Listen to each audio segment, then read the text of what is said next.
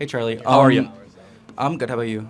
So you're notoriously anti-Civil Rights Act. Well, again, I explained that earlier. There's Okay. parts of it that were good. Okay. I want to know what your idea for like not only Black liberation, but like liberation for any type of minority that was protected through the Civil Rights Act.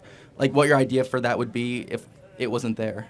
Yeah, again, I said it earlier that the part of the Civil Rights Act that disallowed businesses from administering services based on race, that was a good part. The other parts that created this ridiculously overreaching anti-racist bureaucracy was ridiculous, and now it's being Like what parts? well, for example, the parts that give us the enforcement on the Voting Rights Act, which says that What's So I'll that? give you an example. Merrick Garland recently said that states cannot have voter ID because it's a violation of the Civil Rights Act.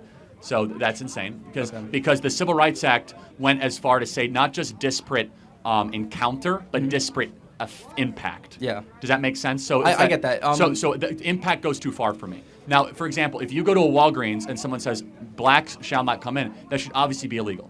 But if it says that, hey, at Walgreens, black customers are stopped more for shoplifting than white customers, then they have come into stores, by the way, and big settlements have been paid because it's a violation of the Civil Rights Act, even though it turns out that the black shoplifters were like actually shoplifting more on average than white shoplifters. So disparate impact is very, very dangerous. Okay. And that's where the Civil Rights Act allowed us to go. Okay, I get that. But I also have another question about like student protests regarding you've been notoriously against like like the Black Lives Matter protests, the Palestinian encampment that was here last year. One a little less, but yeah. Yeah.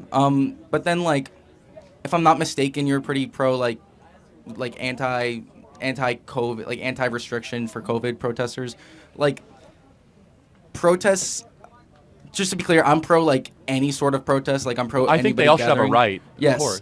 But like when protest has been shown to like voice the opinion of the people and create change in a very like in a way that could be systemic in the future, why do you pick and choose certain protests and certain gatherings to like to go against? To be clear, they all should be legal. I mean, Yes. unless you're occupying a campus illegally, Yeah. which was happening, or you're harassing kids on the way to class, you don't have a right to do that. But there was also some of that on the way around. But I'm sorry, what? and then just keep on going. Or in BLM, you have a right to Yeah. march for that, but you don't have a right to loot stores.